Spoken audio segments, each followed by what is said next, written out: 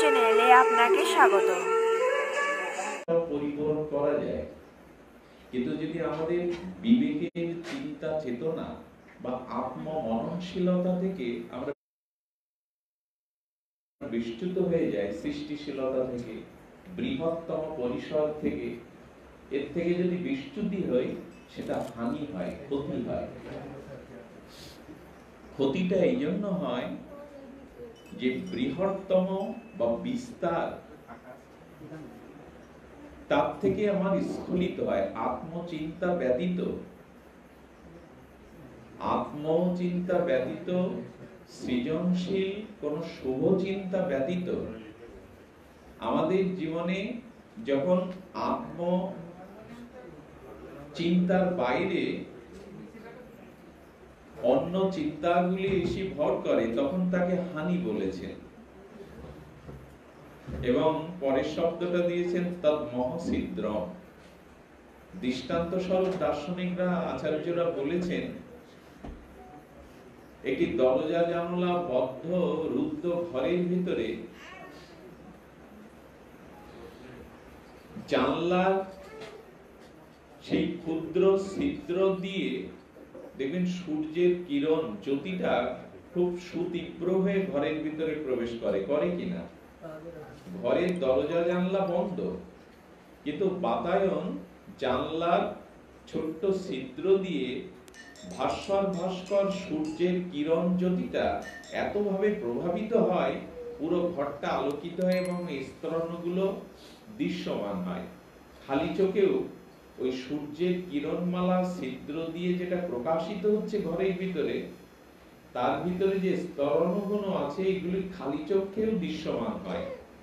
তো বলছে, যখন মানুষ আত্মচিন্তা বা মানুষ যখন তার মননশীলতা, তার আত্মবিবেক চেতনা থেকে ক্ষুদ্র কোন স্বার্থ পরশ্রীকারতা অথবা তার নিজ স্বার্থ সন্ধি কোন চিন্তায়, বিষয় চিন্তায় যখন রত হয়, তখন হানিটা হয় কি? ওই ছিদ্র দিয়েই প্রবেশ করে। যেমন ঘরের ভিতরে ওইটুকু আলোটা পুরো ঘর আলোকিত করে, তেমনি আমাদের মনের ভিতরে ওই আত্মচিন্তার বাইরে যে চিন্তাটা, ওইটা প্রবেশ করে আমার ভেতরে বিষয়ের দিকে আমার মনটা, মননশীলতাকে, মানে নদীটা শান্ত ছিল, তো একটা ঝড় এসে তরঙ্গ তুলে দিল।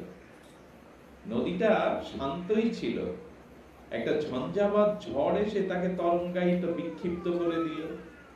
তেমন যখনই আত্মচিন্তা, ভগবত চিন্তা, শুভ চিন্তা, সৃষ্টিশীলতা থেকে মন আত্মকেন্দ্রিক, যখন নিজ কোনো স্বার্থ সন্ধির চিন্তা, ক্ষুদ্র চিন্তায় রত হবে, তখন হানি হয়ে যাবে কি? ওই বদ্ধ ঘরের ভিতরে বাতায়ন দিয়ে, ছিদ্র দিয়ে যেমন তীব্র জ্যোতিতে একটা আলো প্রবেশ করে, তেমনি আমাদের ভেতরে ওই যে আত্মচিন্তা ব্যাহত হলেই, আত্মচিন্তা থেকে নিরত হলেই বিষয় চিন্তাগুলো, বিষয় ভাবনাগুলো ভেতরে ঢুকে গেল, ওইটুকু ছিদ্র দিয়ে। যেন বলেন তৎমহসিদ্রম সাহানি সচ মহ। আর মানুষ যখন তার আত্মচিন্তা, ভগবত চিন্তা, একটু বৈষ্ণবরা বলবেন ভাগবত চিন্তা, জ্ঞানীরা বলবেন আত্মচিন্তা, এর থেকে যখন সে বিচ্যুত হলো, চ্যুত হয়ে গেল, তখনই কি এলো? মোহ। এই মোহ যখনই আসে, তখন তার জ্ঞানটা আবৃত হয়ে যায়, চেতনাটা আবৃত হয়, অনেকটা কুয়াশাচ্ছন্ন কুজ্ঝটিকার মতো। অরুণোদয় হয়েছে, সূর্যের আলো বিকশিত হয়েছে, সবই তো সূর্য তার কিরণ যদি প্রকাশিত করেছে, কিন্তু কুজ্ঝটিকা, কুয়াশা যেমন সূর্যের কিরণ মালাকে আবৃত করে দেয়, তেমন আমাদের শুভ বুদ্ধিটাকে কি করে? শুভ বুদ্ধিটাকে, আত্ম বিবেক চিন্তা চেতনাকে ঢেকে দিল। এর নাম মোহ। সচ বিভ্রম। তখনই আমরা বিভ্রান্তির মধ্যে পড়ে গেলাম। অর্থাৎ সেই অসতমা সদ্গময়া তমসমা জ্যোতির্গময়া ভুল হয়ে গেল। আলোর পথ থেকে অন্ধকারে গেলাম, সত্যের পথ থেকে অসত্যের পথে পদচারণা করলাম, এইগুলোই তো বিভ্রম, এগুলোই তো মোহ। এই জন্য আমাদের উচিত হবে কি আত্মচিন্তা বা আমাদের কোন সৃজনশীলতার চিন্তা, জগৎ জীবের মঙ্গলের চিন্তা, অন্যের কল্যাণের চিন্তা, এই ভাবনাগুলো, পরার্থের ভাবনাগুলো, ঈশ্বরের সন্তুষ্টি বিধানের ভাবনাগুলো, বা কে আমি, বা আমার পরিণতি কি, মৃত্যুর পরেও বা আমার গতি কি, এই সব মননশীল আত্মচিন্তাগুলো থেকে যদি আপনি চ্যুত হয়ে যান, চ্যুত তো হয়েছি, স্খলন তো আমাদের হয়েছে। আমি আপনাদের পলাশপুর মন্দির থেকে হেঁটে এই পর্যন্ত এলাম, পথে 100 জনের সাথে দেখা হলো, প্রায় 100 বয়সে, তারা নবীন বা যুবক, প্রত্যেকেই একটা নেট নিয়েই বুঁদ হয়ে আছে।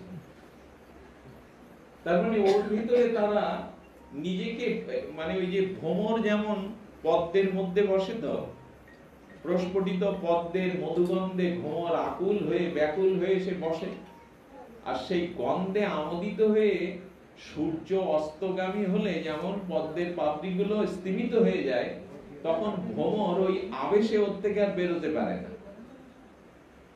পরের দিন সকালে যখন সূর্যের আলোতে আবার পদ্মের দলগুলো প্রকাশ হয়, তখন ভ্রমরটা ওর মধ্যে মরে পড়ে থাকে। কেন?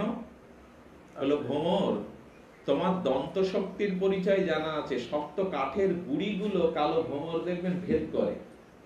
তো যখন সূর্য অস্ত যাওয়ার পরে পদ্মের পাপড়িগুলো প্রাকৃতিক নিয়মে স্তিমিত হয়ে গেল, বন্ধ হয়ে গেল, তখন তুমি তোমার দন্ত শক্তি দিয়ে কোমল পাপড়ি ভেদ করে বেরোতে পারোনি। ভ্রমর তখন বলছেন আমি আসলে ওর গন্ধেটা এত মোহিত হয়েছিলাম যে আমার নিজ শক্তির কথা, বেরিয়ে আসার কথা স্মরণে ছিল না। স্যার কি চলে যাবে? আসুন, আমি আপনাকে সবার পক্ষ থেকে বিদায় জানাচ্ছি। আপনি ভালো থাকুন, সুস্থ থাকুন। আসুন, ওনাকে একটু পথ দিন যাওয়ার। জয় রাধে। তো হ্যাঁ, না বেশিক্ষণ না স্যার, অত সময় না হয়। আপনি আমাদের জন্য প্রার্থনা করবেন। হ্যাঁ, তো প্রার্থনা করবেন আমাদের জন্য। যাই হোক, আমরা ফিরে আসি, ওনাকে সম্ভাষণ জানাই, ওনার দীর্ঘায়ু কামনা করি। উনি সময় দিয়েছেন কিছুটা, বিদগ্ধ জ্ঞানীজন। তো আমরা আলোচনা করছিলাম যে বিভ্রমটা কি না, বিভ্রম হলো নিজের যে কল্যাণ, নিজের যে মুক্তি, এই জগতের মোহ থেকে নিজেকে মুক্ত করবার ভিতরে যে চিন্তাটা, চেতনাটা, এইটা বিভ্রম হয়ে গেল। আমি আপনাদের বোঝাতে পারলাম না, ভগবত চিন্তা থেকে বিরত হলে, আত্মচিন্তা থেকে মানুষ যখন স্খলিত হয়, যখন আত্মকেন্দ্রিক ক্ষুদ্র পরিসরের চিন্তাগুলো করতে থাকে, নিজ সত্ত্বের চিন্তা, তখন তার কি হয়? মোহ আসে, বিভ্রান্তি আসে, হানি হয়ে যায়। সচ বিভ্রম সচ মোহ সা হানি তৎসিদ্রম। আর একটা মজার কথা হলো, এই জগতে মশা মাছি শুকর কুকুর গুলো মরে, এদের জীবাত্মাটা কোথায় যায়? আমাদের যে লোকগুলি আছে, ভুব সমহজন, এভাবে বলা আছে কোন জীব মরার পরে তার গতিটা কোন লোকে হবে। বলে মানুষ যখন একটু পুণ্য কর্ম করে, কিছুটা পূর্ণ কর্ম করে, তখন স্বর্গে যায় না, যায় গন্ধর্ব লোকে। গন্ধর্ব লোকের পরিচয় আমাদের ঋষিরা দিয়েছেন। সেখানে জরা নেই, ক্ষুধা তৃষ্ণা আছে, তবে তাদের খাদ্যটা অনুপম। বিশ্ব পরিব্রাজক, ভারতীয় একজন মহান পরিব্রাজকের জীবদ্দশাতেই সৌভাগ্য হয়েছিল এখানে 2 দিন যাওয়া। তিনি খুব সদাচার সম্পন্ন এবং খুব বিদগ্ধজন। উনি গোমুখের পথে চলেছিলেন, গঙ্গার যেখানে উৎসব, হঠাৎ ওইখানে একটা নগরে দেখলেন একটা অপ্রাকৃত সৌন্দর্যের নদী, এবং সেখানে ঠিক নৌকা না, কিন্তু পার হওয়ার একটা কিছু আছে। তো উনি কি করলেন, ওইখানে ওটার সাথে সাথে নৌকাটা ওই পারে নিয়ে একজন অভিবাদন করে বলল আপনি আসুন।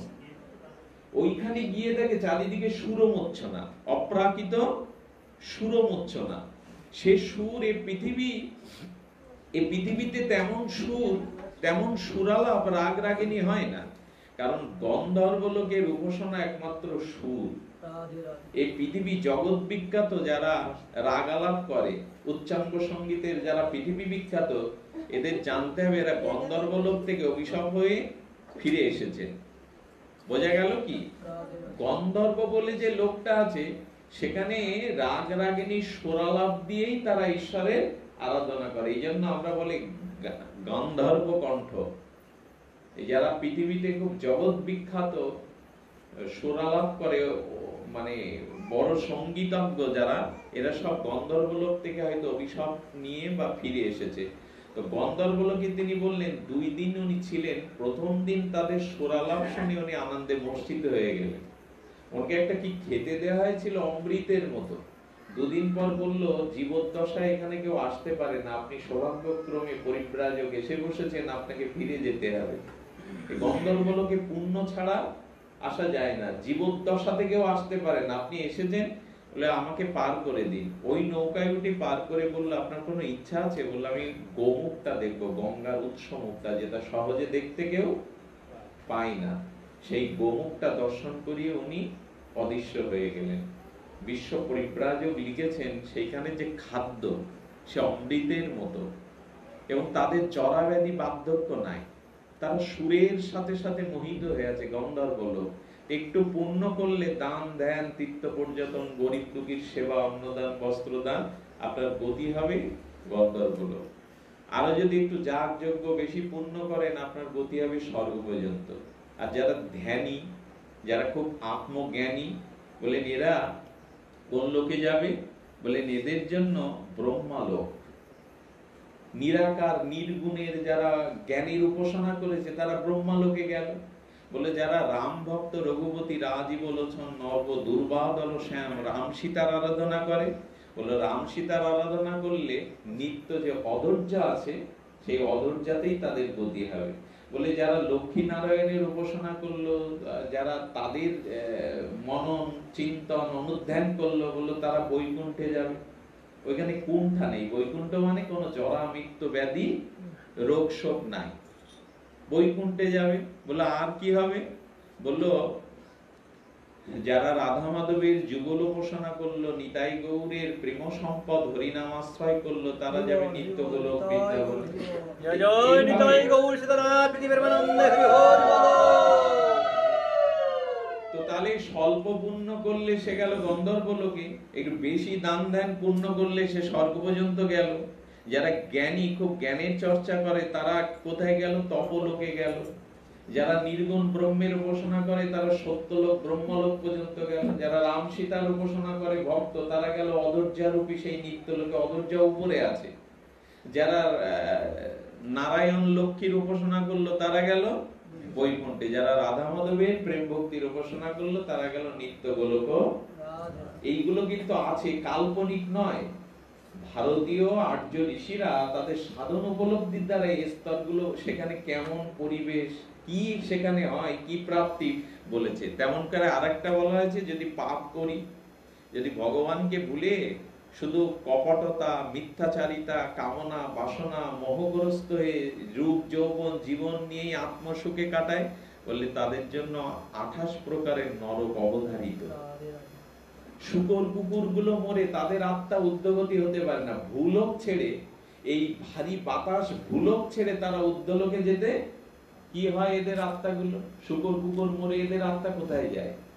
বলে এদের উদ্ধগতি হয় না, এরা ইথার তরঙ্গে বায়ুমণ্ডলে ঘুরে। আচ্ছা, যারা আত্মহত্যা করে এদের তো গতি হয় না। যারা অতি পাপ করে স্খলিত চরিত্র নিয়ে মরে গেল, বলে এদের আত্মাগুলোর উদ্ধগতি হয় না, এদের জীবাত্মাগুলো ইথার তরঙ্গে ঘুরে বেড়ায়। আত্মহত্যাকারী, অতি পাপী শুকর কুকুরের আত্মাগুলো, তাদের জীবাত্মাগুলো উদ্ধগতি না হয়, তারা ইথার তরঙ্গে অদৃশ্য শরীরে ঘুরে বেড়ায়। আছে কিন্তু তারা, এরকম ভাববেন না আমি আপনাদের গল্প শোনাতে বসছি, এটা পরীক্ষিত সত্য। এই অতিত্ব অশরীরী আত্মাগুলো আছে জগতে। তারা কি করে জানেন?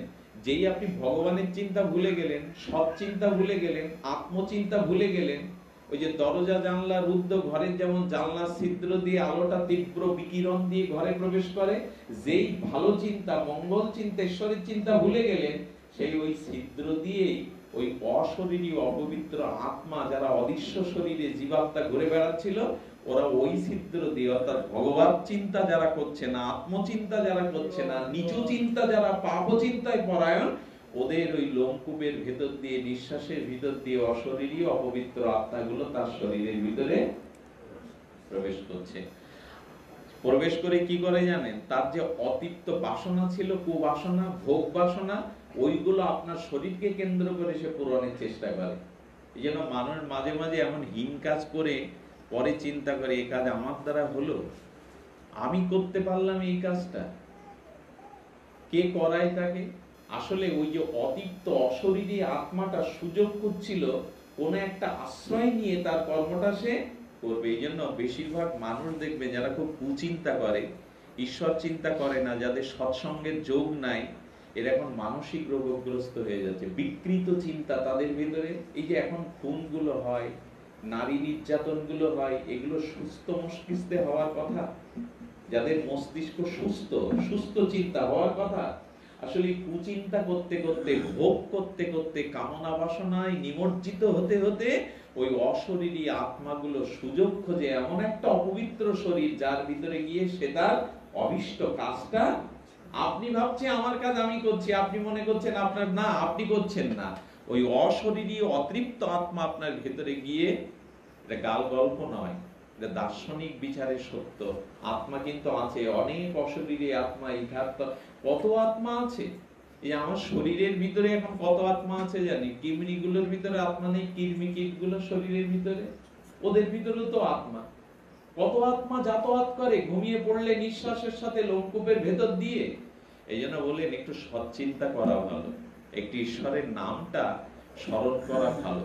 অসৎ চিন্তা, কুচিন্তা করলেই কিন্তু সাহানি, ক্ষতি হয়ে গেল। ক্ষতিটা বুঝতে পারছি না আমরা, কিন্তু ক্ষতি হয়ে গেল। ওই যে অসৎ চিন্তা আমাকে টেনে নিয়ে গেল।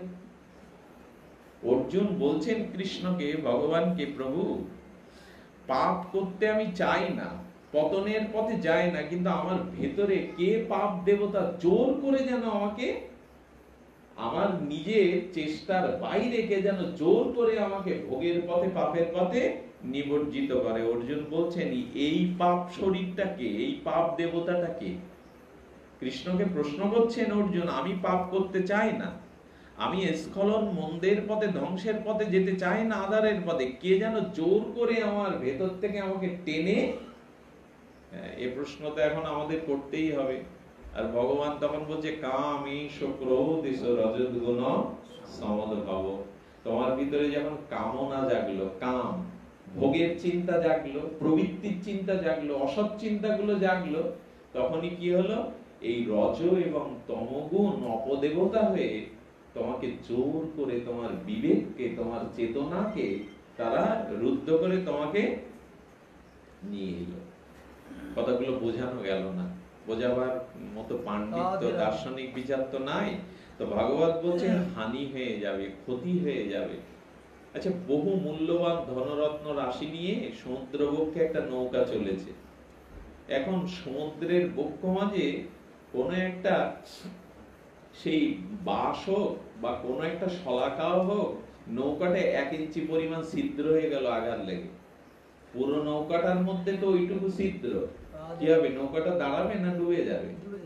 ওইটুকু ছিদ্রে নৌকার মূল্যবান ধনরত্ন নিয়ে বললেন, আমাদেরও অসৎ চিন্তা, আত্মচিন্তার বাইরে, ভগবত চিন্তার বাইরে যে অসৎ চিন্তাগুলো ছিদ্র ঢুকে গেল, আমাদেরও ডুবাবে।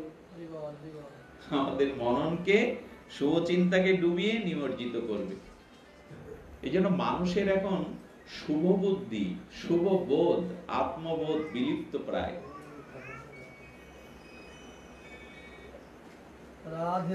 আমরা মানুষ নামের যারা এখন ঘুরে বেড়াচ্ছি, সংসার ধর্ম করছি বটে, কিন্তু আমাদের ভগবত চিন্তা নাই বললেই চলে। এখন কি করতে হবে? চারিদিকে যদি এই কথা বলে, কথা বলতে নেই, এরা তো জ্ঞানী, এরা তো বোঝে, উঠে গিয়ে নাকি আনো, কথা বললে কি অন্যের কষ্ট হচ্ছে না? এখানে যে আসতে পারে, নালে থাকুক, কথা বলো না। ওই দিকেই তো মন, একে তো ভগবত চিন্তা আসে না।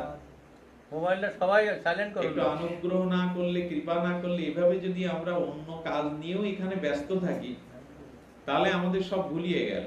অন্তত এই সময়টুকুই দিতে হবে ভগবানকে। হরি হরি বলো, জয় দেন। এখন কি হলো, এখন করণীয়টা কি বলে, এই দেখুন করণীয় স্বয়ং ভাগবত বলছেন, কৃতে যজ্ঞায় তো বিষ্ণু ত্রেতায়ং যজতে মখ দাপরে পরিচর্যয়ং কলৌ কীর্তন তদ্ধিরি কীর্তনাৎ। এখন কি করতে হবে বলছেন, না সত্য যুগের আচরণটা এখন তোমার করলে হবে না। সে সময় লক্ষ বছর আয়ু, দীর্ঘ পরমায়ু, নিরোগ শরীর, পৃথিবীর বাতাবরণ, প্রকৃতির অবস্থান সবকিছু ছিল শুদ্ধ। তো সত্য যুগের আচরণটা তোমার এখন আনলে হবে না। কারণ সত্য যুগে কি ছিল বলেন, কৃতে যজ্ঞায় তো বিষ্ণু, তারা ধ্যান পরায়ণ ছিল, লক্ষ বছর পরমায়ু ছিল, তারা হাজার হাজার বছর তপস্যায় রতে থাকতে পারত। এখন ওইটা ফিরিয়ে আনা যাবে তো বর্তমান সময়ে? এই 60-70 বছরের আয়ু, তার মধ্যে জ্বালা মালা, রোগ শোক, হ্যাঁ, রাষ্ট্রীয় চিন্তা, সামাজিক চিন্তা, পারিবারিক চিন্তা, ওর মধ্যে ধ্যান হবে তো? 10,000 বছর ধ্যান করতে পারবো তো? এই জন্য বলছেন না, সত্য যুগটা আর এখানে ফিরিয়ে আনা, মানে সত্য যুগের যে তপস্যা ধ্যান, এটা তোমার পক্ষে আর সম্ভব নাই। আর কি বলছেন, ত্রেতায়ং যজতে মখ না। আমরা দেখেছি ত্রেতা যুগে আমাদের রঘুপতি রামচন্দ্র অশ্বমেধ যজ্ঞ করেছিলেন।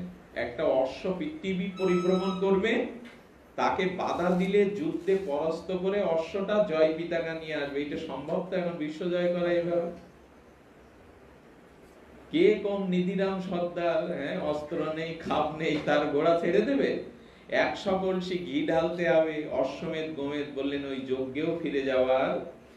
এমনি যজ্ঞ করতে গেলে যজ্ঞের মন্ত্র পাঠ করবার মতো শুদ্ধভাবে ব্রাহ্মণ খুঁজে পাওয়া মুশকিল হয়ে যায়। শুদ্ধ যাজ্ঞিক ব্রাহ্মণ যারা মন্ত্র সঠিক উচ্চারণ করতে পারবে। ঘিটা দেওয়া হয় যজ্ঞে আহতি, ওটাও তো নকল, ওটাও তো ডানলা ভেজাল। স্থান কাল পাত্রে যজ্ঞ করা আমাদের পক্ষে এখন সম্ভব না। তাহলে আমরা ওইটা ফিরে যেতে পারবো না। 100 কলসি ঘি ঢালতে পারবো তো?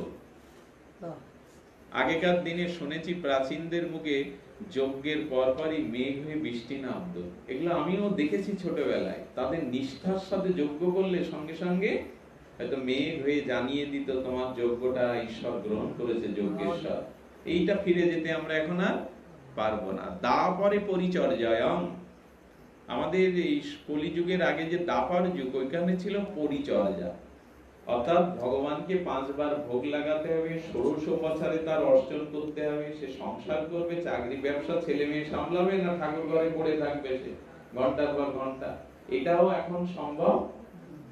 অফিসে যেতে গিয়ে কোন রকম একটা প্রণাম করারও সময় হয় না, ঘড়ি তাকে শাসন করছে, অফিস তাকে ডাকছে।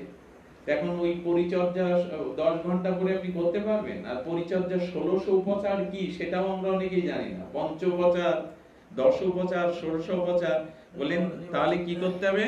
আমরা তো কলিতে আছি, আমাদের আয়ু কম, রোগ শোক জ্বালা যন্ত্রণা। তো বলছেন একটা উপায় শ্রীকৃষ্ণ চৈতন্য মহাপ্রভু করে গিয়েছে।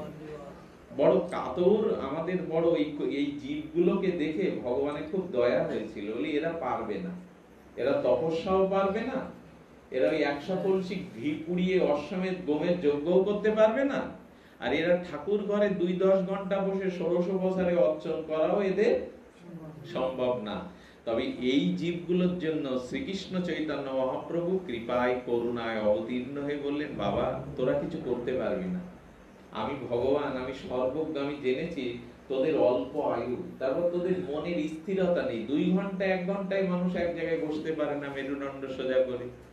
তো তোদের দ্বারা তো এটা হবে না। এই জন্য এই আতুর অনাথ স্খলিত পতিত পাপী জীবগুলোর জন্য করুণাঘন ভগবান চিন্তা করলেন এমন একটা জিনিস এদের দিয়ে যেতে হবে যে জিনিসটা সর্ব অবস্থায়, সর্বদেশিক, সর্বকালিক, সর্বদেশে, সর্বকালে, সর্বসময় এদের দ্বারা সম্ভব। কত বড় করুণা দেখুন তো, দেশ কাল বিচার নাই। মহাপ্রভু বলছেন কলৌ তদ্দীর কীর্তনা, তদ্দীর কীর্তনা। না, তুমি শুধু একটু জিভটা নাড়াও, তুমি বাথরুমে বসে পারো, অফিসে বসে পারো, বাসে বসে পারো, দেশ কাল নিয়ম নাই, তুমি একটু জিভটা নাড়াও। সেই জিভে কি উচ্চারণ করবে না সর্বসাধনার সার, সবকিছু তত্ত্ব, ওই সত্যের যে তপস্যা, ত্রেতার যে যজ্ঞ, দাপরের যে অর্চনা, এই সব কিছু সুকর্ম সুফল মহিমাকে আমি হরি নামের মধ্যে দিয়ে সর্বস্ব দিয়ে গেলাম। তুমি চলতে ফিরতে শুধু ভগবানের নামটা একটু স্মরণে রাখো। আচ্ছা, এর থেকে সহজ উপায় আর ভগবান কোন যুগে দেননি।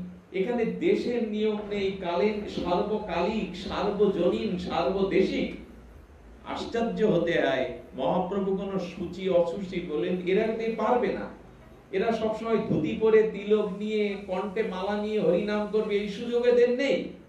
এই জন্য বলছেন বাবা তোদের দেশ কাল নিয়মের দরকার নেই, তোরা শুধু একটু হরিনামটা করিত। এই যে মহাপ্রভুর এই সহজ সাধ্য সাধনটা আমরা আশ্রয় করেছি তো, হরিনাম জপ করি তো। বলে সন্ধ্যা হলে রিমোট টিপি বটে, হরিনামের মালা টিপি না। আচ্ছা, রিমোট চ্যানেল বদলাতে গেলে আপনি 100 বার রিমোটের টিপ পড়ে, 100 বার একটু নামের মালায়, তুলসীর মালায় টিপ দিলেই তো আপনার ঘোরাঘুরি বন্ধ হতো। ওইখানে চ্যানেল ঘোরান আর এখানে একটু নামের মালা নিয়ে যদি 108 বার ঘোরান, তাহলে জন্ম মৃত্যু ঘোরাটা বন্ধ হয়ে গেল। যে কোনো জন্ম, কোনো মৃত্যু, এটা মহাপ্রভু মালা ঘোরাতে বলেছেন কেন? হরে কৃষ্ণ কৃষ্ণ বলে এইটা ঘোরালে জন্ম মৃত্যু ঘোরাটা বন্ধ হয়ে যাবে তোমার। এই যে পুনঃ জন্মাচ্ছ, পুনঃ মরছ, এটাই কিন্তু শুনলাম না, আমরা এটা জানলাম না। ঘটনাক্রমে ছিল, গুরু মহারাজ বলেছিলেন আমরা পেয়ে হারানোর লোক, এত কৃপা পেলাম, এত মহাপ্রভুর মহা অবদান পেলাম, তারপরেও এটা গ্রহণ শুধুমাত্র একটু হরি নাম। বলছে কান খাড়া করে সাধু মুখে হরি কথা শোনো আর জিহ্বাটা নাড়াও। কানটা খাড়া করে হরি কথা শোনো সাধু মুখে, আর জিহ্বাটা হরি নামে, কান খাড়া আর জিভটা নাড়ানো। এইটুকু আমাদের রুচি হলো না, এইটুকুতেও আমাদের আসক্তি বা অভ্যাস। আত্ম কিছু বলেনি, শ্রবণ আর কীর্তন, সাধু মুখে হরি কথা কর্ণ দিয়ে ভেতরে ঢোকাও হৃদয়ে, আর কি করো জীবটাকে একটু হরি নামে না, এই সময় নাই। আসলে আমরা মূল্যই দেইনি মহাপ্রভুর এই মহা অবদান, এরকম ভাগ্য কিন্তু জীব পাইনি। আচ্ছা, অনেকেই মনে করতে পারেন কলির জীব অজ্ঞ, অন্ধ, এরা কামনা বাসনায় জর্জরিত, তাই মহাপ্রভু একটা সহজ সাধন দিয়ে গেলেন, এই সাধনের মহিমা খুব বেশি না। এই চিন্তা করলে কিন্তু আবার আপনার অপরাধ হয়ে গেল। বলছেন ত্রেতায় দাপরে সত্যে যে তপস্যা ছিল, তার থেকে মহা কোটি কোটি গুণ উচ্চস্তর সাধন হলো নাম সাধন, হরিকথা আর হরিনাম সাধন। আমার প্রশ্নটা কি বোঝা গেল? অনেকেই মনে করতে পারে সত্য যুগের সেই তপস্যার থেকে এই যুগে যে সহজ হরিনাম দিয়ে গেলে এর মহিমা ওর থেকে কিছুটা ক্ষুণ্ণ, কম। এইরকম ভাবলে কিন্তু আপনি আবার নামের চরণে অপরাধী হয়ে গেলেন। বলছেন একটু শুনলে ভালো লাগবে, সেটা বলছেন যে 10,000 বছর ধরে তপস্যা করলে সত্য যুগে যে ফল হতো, ত্রেতায় 1 বছর ব্যাপী বহুবিধ যজ্ঞ করলে যে ফল প্রাপ্তি হতো, তারপরে 1 মাস ব্যাপী ভগবানের সাড়ম্বরে অর্চন করলে যে ফল হতো, কলিযুগে 1 রাত্রে নিষ্ঠার সহিত হরিনাম করলে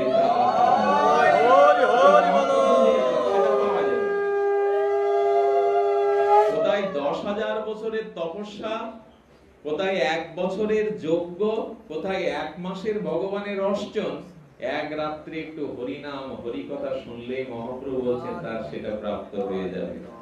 ভাবা যায় এত করুণা, এত কৃপা, কিন্তু আমাদের রুচি হলো না, রতি হলো না। আসলে এক কৃষক, দরিদ্র কৃষক, তিনি কি করেছেন, তার মেয়েটা বলছে বাবা একটা মাটির পুতুল, বাজার থেকে একটা খেলনা কিনে তো তোর কাছে তো টাকা নেই, মজুরি খাটে, ফসল হয় না, কৃষক, গ্রামের কৃষক, দরিদ্র পীড়িত কৃষক। এখন মেয়েটা বলছে যে বাবা একটা খেলনা এনো, ওই কথাটাই মাথায় আছে, বাবা তো সন্তানের ইচ্ছা পরিপূরণ করবার তার চিন্তা আছে, সামর্থ্য নাই। এখন যেতে যেতে হঠাৎ দেখে যে একটা অনেকগুলো পাথরের মধ্যে ওই বিলের ভিতরে আচমকা দেখে অনেকগুলো পাথরের ভিতরে সোনার মতো চকচক করছে একটা পাথর। ঘটনাক্রমে পাথরটা নেড়ে চেড়ে বলছেন না, এই চকচক স্বর্ণালী পাথরটা মেয়েটা পেলে অন্তত একটু খেলতে আনন্দ পাবে, এটা পকেটে পুরে। উনি পকেটে পুরে এনেছেন, মেয়েটা খেলনাটা নিয়ে খেলতে চকচক করছে, উজ্জ্বলতায় ভরে যাচ্ছে জ্যোতিতে। খেলতে খেলতে করেছে কি, কুড়ো ছিল ধান চালের কুড়ো, ওই কুড়োর মধ্যে রেখে দিয়েছে, কিন্তু কুড়ো ভেদ করে তার জ্যোতিটা পুরো ঘরটায়। ঘটনাক্রমে ওটা ছিল কোহিনূর হীরা। কিন্তু কৃষক কি ওর মূল্য বুঝবে? যে বাচ্চাটা কুড়োর মধ্যে রেখে খেলা করছে পাথর ভেবে, ও মূল্য বুঝবে?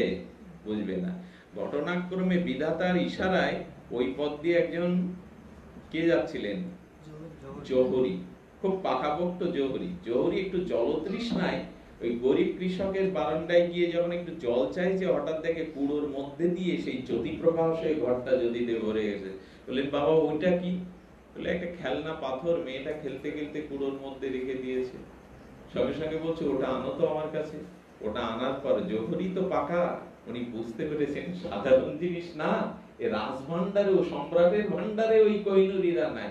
আমি বলে, বাবা তুই এর বিনিময়ে কি নিবি, এইটা আমার কাছে বেচলে? বলে, কি আর দেবেন, 1 টাকা দিলেই তো মেয়েটা একটু কিছু খাবার টাবার খেতে পারে। বলে, আমার সাথে আয়। উনি ওনাকে বাজারে নিয়ে গিয়ে একটা আলু পটলের দোকানে, সবজির দোকানে নিয়ে গেছে। বলে, এটা দিয়ে কি দেবে তুমি? বলে, 20 কেজি আলু দিতে পারবো, বেগুন দিতে পারবো। সোনা টোনা মনে করেছে কিছু উজ্জ্বল। বলে, আমার সাথে চলে এসো। চাউলের দোকানে গেলে বলছে, আমি 10 বস্তা চাউল দিতে পারবো। সঙ্গে সঙ্গে সেই গরিব কৃষক বলছে, মশাই আপনি করছেন কি? আরে 10 বস্তা চাল হলে আমার সারা বছর চলে যাবে, দিয়ে দিন, ওটা দিয়ে দিন, ও খেলনা পাথর নিয়ে ওটা দিয়ে অন্তত আমার সারা বছরের একটু অন্নটা জোগাড় করে দিন। বলে, বাবা একটু চুপ করো, আমার সাথে ঘোরো। স্বর্ণের দোকানে নিয়ে গিয়ে বলছেন, এর দাম 1 কোটি টাকা দেবেন? ওর তো চোখ ছানা বড়া কৃষকের। বলছে, 20 কেজি আলু, 5 বস্তা চাল, এ তো বলছে কোটি টাকা। তার মানে আমি কোটি টাকার সম্পদ নিয়ে কুড়োর মধ্যে মেয়ের হাতে দিয়ে খেলছি পাথর নুড়ি ভেবে? বলছে, এখনো শেষ হয়নি, এর মূল্য তুমি বোঝেননি, আমার সাথে এসো। উনি সরাসরি সম্রাটের কাছে গিয়েছেন। সম্রাট, এটা দেখুন তো, এর বিনিময়ে আপনি কি দিতে পারেন? সম্রাট দেখে বলছেন, তোমার এর মূল্য দেওয়ার মতো আমার রাজকোষেও সম্পদ নেই। কোহিনূর হীরা, এটা কোহিনূর হীরা, এর মূল্য তো আমার রাজকোষেও নাই। সঙ্গে সঙ্গে তখন কৃষক বলছেন, আপনি বলছেন কি, এর মূল্য এই? বলে, বেটা তুই তো জানিস নি, ভাগ্যক্রমে পেয়ে গেছি, সেটা ওই কুটোর মধ্যে রেখে দিয়েছিস, কুড়োর মধ্যে মূল্য তো বুঝে যা, তুই রাজার রাজা হয়ে গেলি। তাকে ধন সম্পদ দিয়ে চিরদিনের অভাব দূর করলো। মহাপ্রভু বললেন, আমি কোহিনূর হীরার থেকে মূল্যবান হরিনাম তোমাদের দিয়েছিলাম। জয় জয় নিতাই গৌর সীতানাথ বিনিরানন্দ হরি হরি বলো। রাধা মাধব বিনিরানন্দ হরি হরি বলো। জহুরি ছাড়া কি বাচ্চা বালিকাটা খেলতে খেলতে তো নুড়ি পাথর মনে করবে? গ্রামের কৃষক মূর্খ, সে কেউ চিনতে পারবে জহুরি ছাড়া? এবং যারা হরিনাম চিনেছে তারা আর এটা ছাড়েনি। হরিনাম চিনেছিল জহুরি হরিদাস ঠাকুর। 3 লক্ষ নাম গুহায় বসে, জঙ্গলে বসে, এই বেনাপোল জঙ্গলে ওই গুহার মধ্যে বসে, আর উনি ছাড়েননি। তাতে কি হলো, স্বয়ং ভগবানের কোলে মাথা রেখে তিনি মহাপ্রভুর কাছে বিলীন হয়ে গেলেন চিরদিনের মতো। আমার 3 লক্ষ নাম করতে, লক্ষ হীরার মতো সুন্দরী পতিতা গেলেও বলছেন, বসো, আমি আমার কাজটা সেরে তোমার ইচ্ছা পূরণ করব। লক্ষ হীরা চরিত্র হননের জন্য গেছে। কি অপূরব তার দেখতে, হ্যাঁ, চাচরো কিশোরও, কত বিলাসী পুরুষের মন যে হরণ করেছে লক্ষ হীরা। কিন্তু বাবাজি 3 দিনে, হ্যাঁ, 3 লক্ষ করে নাম করতে করতে তার নামে মন ফিরে গেল। লক্ষ হীরার মতো পতিতা তিনিও হয়ে গেলেন পরম মহন্তী বৈষ্ণবী। তিনি মাথা মুন্ডন করে সব দানগুলো ব্রাহ্মণকে দিয়ে দিলেন। হরিদাস ঠাকুর যেমন গুরু, শিষ্যতেও তেমন হবে। বললো, মা, মেয়ে ছেলের চুল কেউ ফেলতে পারে? বলে, তোকে সন্ন্যাস দেব, তীব্র বৈরাগ্য দেব, মা তোকে কৃপা করব, তুই এসেছিস আমার কাছে, আমি তোকে কৃপা করব, যা তোর সম্পদগুলো তুই ব্রাহ্মণকে দান করে আয়। আপনাদের একটা কথা বলি, এই দান যদি করতে হয় ব্রাহ্মণকে করতে হবে। কেন জানেন? একটা গাভীকে আমরা খোল ভুসি কুটো খাওয়াই, খোল কালো না মা? ভুসি কুটোগুলো ঘাসগুলো খাওয়ায়, দুধ সাদা হয়ে বেরিয়ে আসে কি করে ওর বিনিময়ে?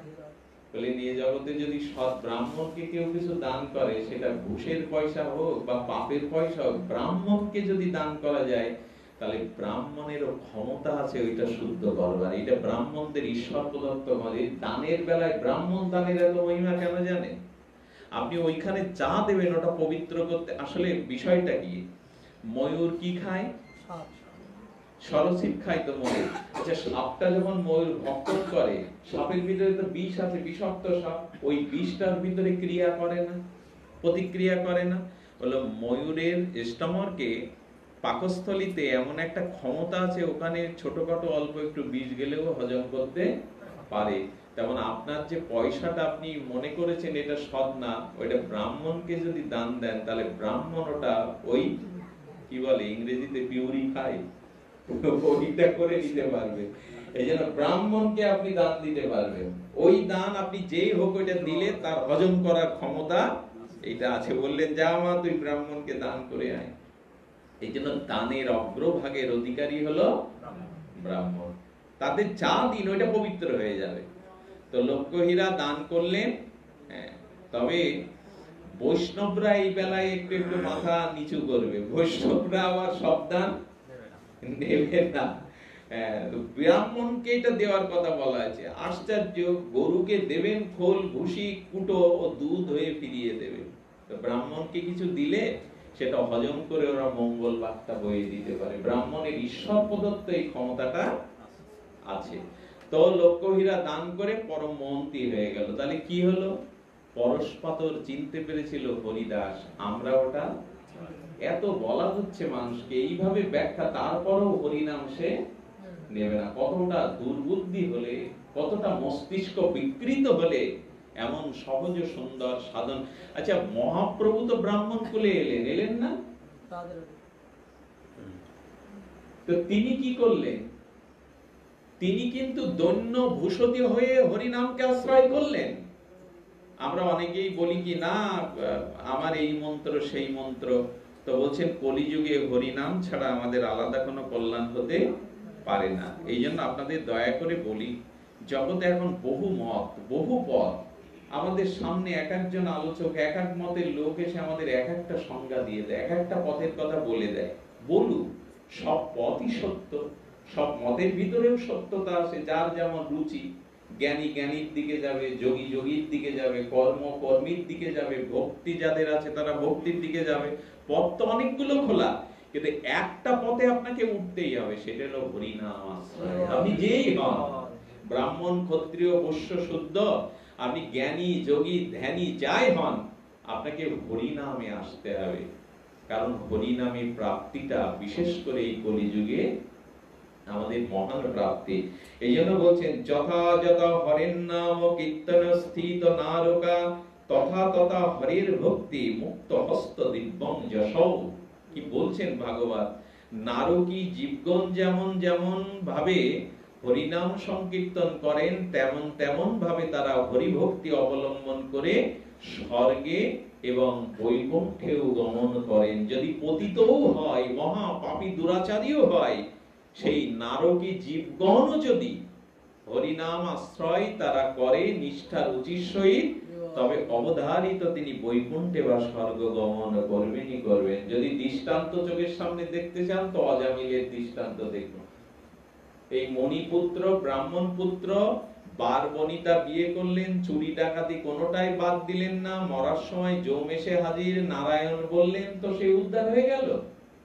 বলে ভগবানের নামের এমন ক্ষমতা, এমন মহিমা যে পুত্র নারায়ণকে ডাকাতে ভগবান সন্তুষ্ট হয়ে বললেন আমার নাম নারায়ণ, তো আমি ওকে উদ্ধার করে একটু নাম মহিমা জগৎকে দেখায়। আমার নাম আভাসেও জীবের এরকম কল্যাণ হতে পারে। ও তো ডেকেছে পুত্র নারায়ণ জমের ভয়ে। তো গোবিন্দ বলছেন যে আমার নামের মহিমা একটু জগতে জানো। মাঝে মাঝে ছাড় দেয় না মাইকে, বলে বিশেষ ছাড়, এত পার্সেন্ট ছাড়, তত মানুষ তো অমনি খেয়ে পড়ে, ছাড়ে পড়ে কিনা ছাড় বলে। তো মহাপ্রভু বলছেন আমি একটু ছাড় দিলাম। তোদের আমার নাম নেওয়ার দরকার নেই, পুত্রের নাম নারায়ণ, তাও যদি ভয়ে ভীত হয়ে মৃত্যু যন্ত্রণায় জম দেখেও বলে তো আমার নাম যেহেতু নারায়ণ, আমি আবাসেই তাকে উদ্ধার করে দেব, লোক জানুক আমার নামের ক্ষমতা কেমন। কি আশ্চর্য! কিন্তু এরপরেও রতি হলো না। জহুরি না তো কোহিনূর হীরাটাকে কুড়োর মধ্যে খেলতে খেলতে রেখে দিয়েছি, মূল্য কই। আচ্ছা, সিংহ সব থেকে কি খেতে ভালোবাসে? হস্তির মগজ। সিংহর এরকম পরাক্রম, ওরা সিংহ হস্তিকে আক্রমণ করে ওদের মাথার ভিতরে যে মগজটা আছে ওইটা সিংহ, পরাক্রমশালী সিংহ, পশুরার সিংহ খায়। তাই হাতিকে আক্রমণ করে ও যখন ওই মাথার ভিতর থেকে খুলির ভিতরে মগজটা বের করে খেতে যাবে, কিছু কিছু সাতী নক্ষত্রের জল সমুদ্রের শক্তি মানে ঝিনুকের মধ্যে পড়লে ওটা মুক্তা হয়, আর যদি সাপের মাথায় পড়ে সাতী নক্ষত্রের জল তাহলে ওটা মণিতে রূপ নেয়। সাপের মাথায় যে মণি হয় বিরল, ওইটা হয়। আর যদি হাতির মাথায় পড়ে ওটা কি হয়? গজমতি। শব্দগুলো কিন্তু মিথ্যা নাই, এই কথাগুলো কিন্তু একেবারে আমরা হারিয়ে ফেললে হয়। এটা সত্য। সাতী নক্ষত্রের জল শক্তির মধ্যে সমুদ্রের ঝিনুকের মধ্যে পড়ে কপাট বন্ধ করে পরে মুক্তা হয়ে গেল। আর একটু জল সাতী নক্ষত্র স্পর্শকৃত জল হয়ে গেল। তো হাতির মগজটা খেতে গিয়ে ওর ভিতরে ঘটনাক্রমে ওখানে গজমতি একটা ছিল, এই যে শক্ত, একটু শক্ত গোলাকার, তো গজমতি। তার মূল্য তো দিতে পারবে না রাজা মহারাজা। সিংহ করলো কি, ওইটা শক্ত লাগতে তো থুতু করে ফেলে দিল। ও কি খাবে? সিংহ তো মর্যাদা দরকার। সিংহ ফেলে দিয়ে রক্তমাখা সেই গজমতি রেখে দিল। কাঠকোড়া নিয়ে একটা মেয়ে ওই পথ দিয়ে যাচ্ছিল, মনে করেছে গাছের তলে তো কোনো মূল্যবান ফল হবে, মিষ্টি ফল। ও সেই গজমতি চিবাতে গিয়ে রক্ত মাখানো আছে তো নন্তা করে থুতু করে ফেলে দিল।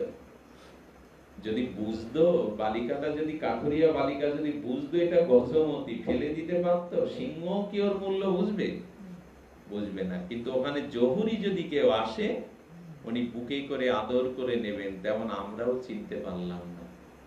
হরি কথা, হরি নামে যে মহাপ্রভু কি দিয়ে গেলেন, এইটা এখনো আমরা এর মূল্যায়ন করতে পারলাম না। তো এই জন্য আসুন, আপনাদের কাছে আর কি বলবো, অতি নারকী ব্যক্তিও যদি হরিনাম করে তাহলে সে উদ্ধার হতে পারে। আর কি বলেছেন? কিং বেদৌ কিং শাস্ত্রৌ বা কিং বা তীর্থ নিবেশনাও। কি বলছেন ভাগবত? বিষ্ণু ভক্তি বিহীনী নাম কিন্ত প্লভি কিমদ্ধর। যাদের বিষ্ণু ভক্তি নাই তাদের পক্ষে বেদ, শাস্ত্র, তীর্থ সেবা, তপস্যা, যজ্ঞের কোনো প্রয়োজনই নাই। যাদের ভগবানের ভক্তি নেই, হরি নামে ভক্তি নেই, কি হবে তাদের? যার যজ্ঞ তপস্যা, যার হরি ভক্তি, যার ভগবান নামে রুচি নেই, বললেন কি হবে তাদের? তপস্যায় বা কি করবে, যজ্ঞেও বা কি করবে যদি তাদের হরি নামে রুচি নাই? আচ্ছা বাবা, এত করে যে আমি ইনিয়ে বিনিয়ে আপনাদের একটু নাম নিতে বলছি, নেই না কেন আমরা? এর কারণটা কি? এর কারণটা একটু বলে যাই।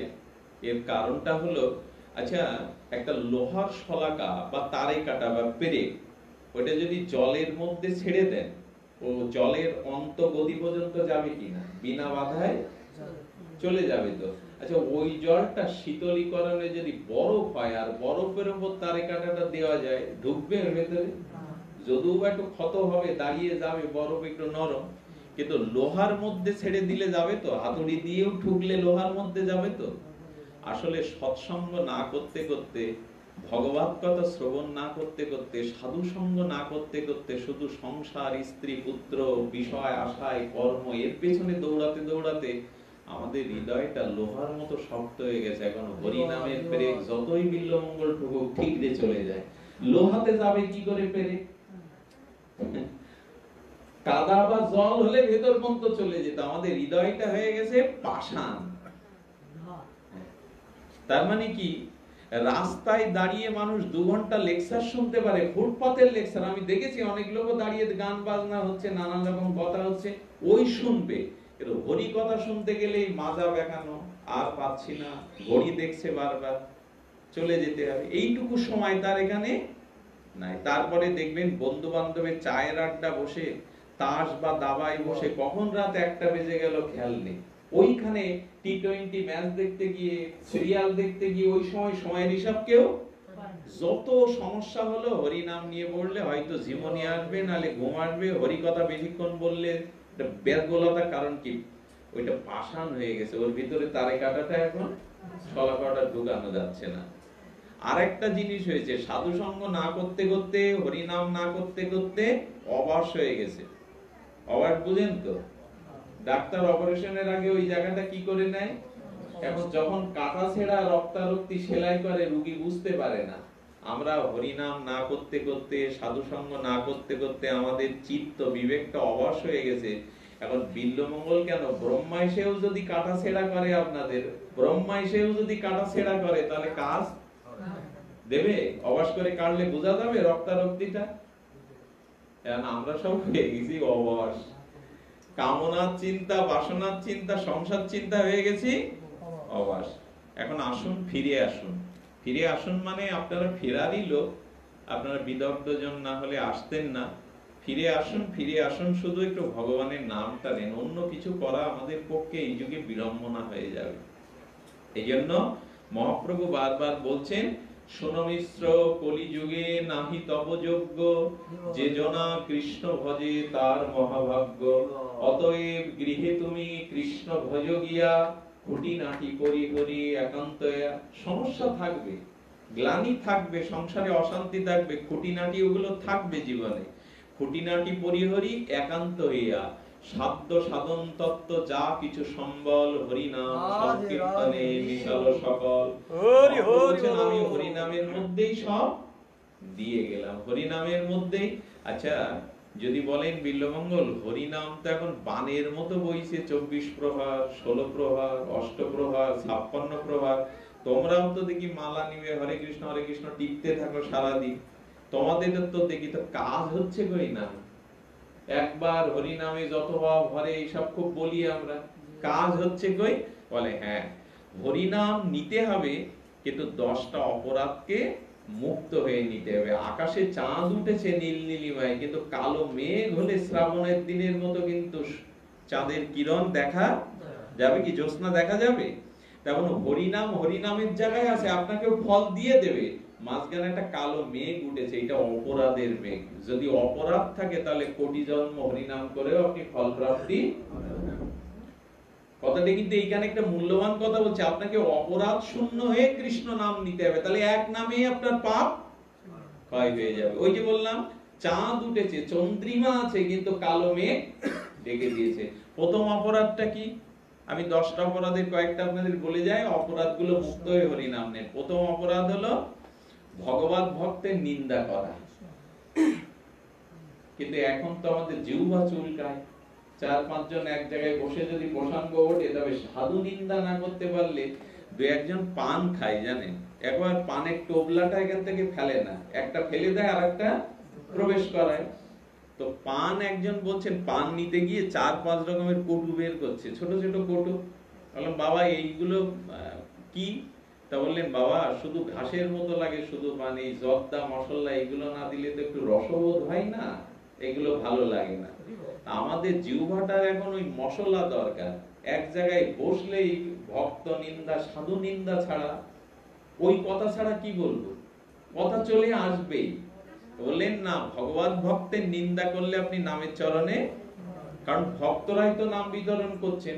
বলেন, সমালোচনা এক জিনিস, তাকে তার ভুলটা ধরিয়ে দেওয়া এক জিনিস। ডাক্তার যখন রোগীর অপরাধগুলো, আমার মনে হয় অভ্যাসটা বাদ দিলে ভালো হতো, এক জিনিস, কিন্তু তার অজান্তে এক নাগাড়ে তার নিন্দা করে গেলাম, এই নামের চরণে অপরাধ হলো। চাঁদের চন্দ্রিমা রাখায় কালো মেঘ ঢেকে দিল। তাহলে উচিত কি? উচিত হলো বৈষ্ণব নিন্দা, সাধু নিন্দাটি না করা। দ্বিতীয় হলো গুরুকে মনুষ্য বুদ্ধি না করা। আমি যার কাছে দীক্ষা নিয়েছি, তিনিও আমার মতো একজন শরীরের মানুষ, তারও বউ ছেলে মেয়ে আছে, তারও জরা ব্যাধি আছে আমার মতো। তাই বলে গুরুদেবের সাথে এক টেবিলে খাওয়া, গুরুদেবের সাথে একটা হাসি ঠাট্টা করা, হ্যাঁ, গুরুদেব বললেন তার পাশে বসা। অনেক জায়গায় গিয়ে গুরুজন আবার বলে না বসে, দাওয়াটা তোর সাথে এক সাল দেই। তো গুরুকে যদি এরকম মনুষ্য বুদ্ধি করেন, হালকা বুদ্ধি করেন, গুরু হলেন সাক্ষাৎ ভগবানের প্রতিনিধি। কৃষ্ণকে যে দৃষ্টিতে দেখেন, গুরুকেও সেই সমদৃষ্টিতে দেখতে হবে। গুরু অবজ্ঞা হয়ে গেলে নাম প্রভু আর আপনার কোটি জন্ম নাম করলেও ক্রিয়া করবে না। আর কি বলা হয়েছে? শিব এবং বিষ্ণুতে পৃথক জ্ঞান করা। শিব এক আলাদা ঈশ্বর আর বিষ্ণু এক আলাদা ঈশ্বর। এই জ্ঞান করলে আপনার অপরাধী হয়ে যাবে। আর কি বলেছে? ও বিল্লমঙ্গল, হরি নামের এই মহিমা, একবার নারায়ণ বলে অজামিল উদ্ধার হয়ে গেল।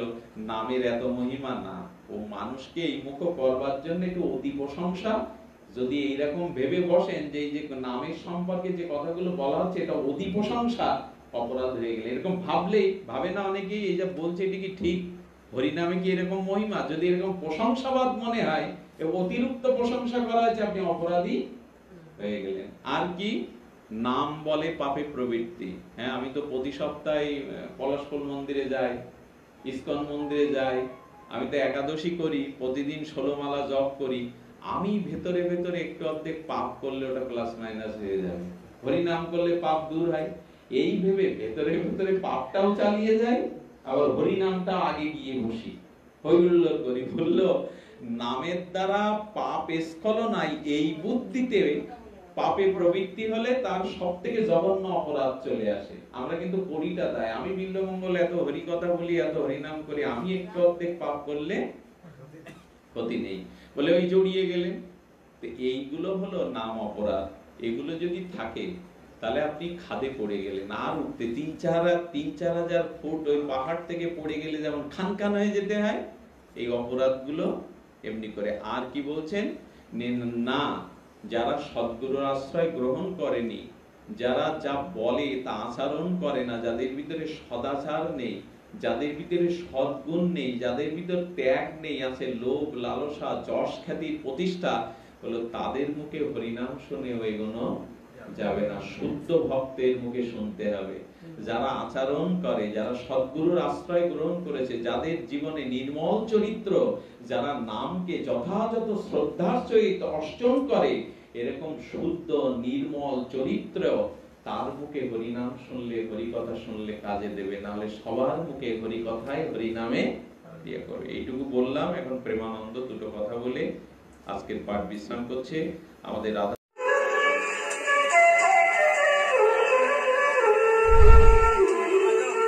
চ্যানেলটি ভালো লাগলে লাইক, কমেন্ট এবং সাবস্ক্রাইব করুন।